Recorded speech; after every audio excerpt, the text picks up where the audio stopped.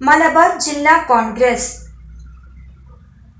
മലബാർ ജില്ലാ കോൺഗ്രസിന്റെ പ്രഥമ സമ്മേളനം നടന്നത് പാലക്കാട് 1916.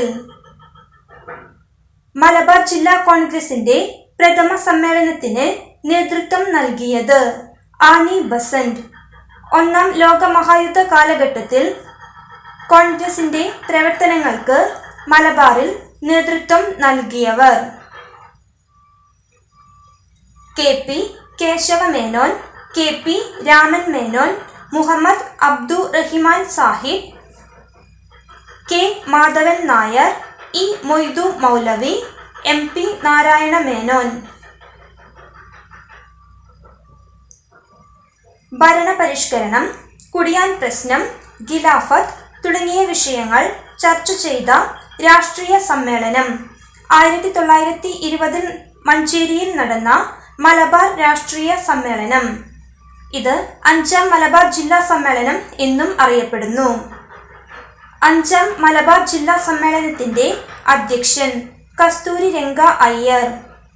5ാം മലബാർ ജില്ലാ സമ്മേളനത്തിന്റെ വേദിയിൽ നിന്നും ഇറങ്ങിപ്പോയത് ആനി ബസന്റും അനുയായികളും.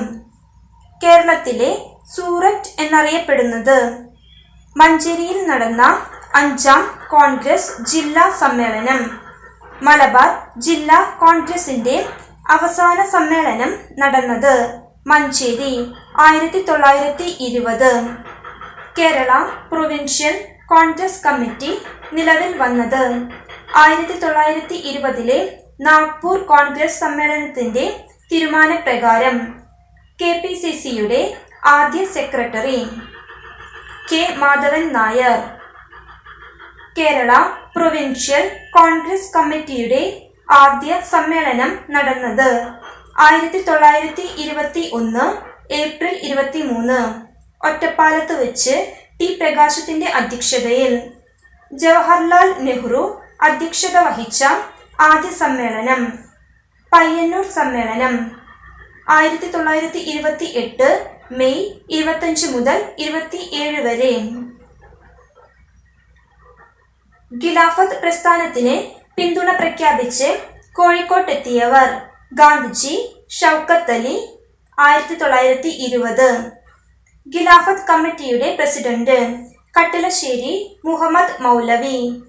ഖിലാഫത്ത് കമ്മിറ്റിയുടെ സെക്രട്ടറി മുഹമ്മദ് അബ്ദുറഹിമാൻ സാഹിബ്.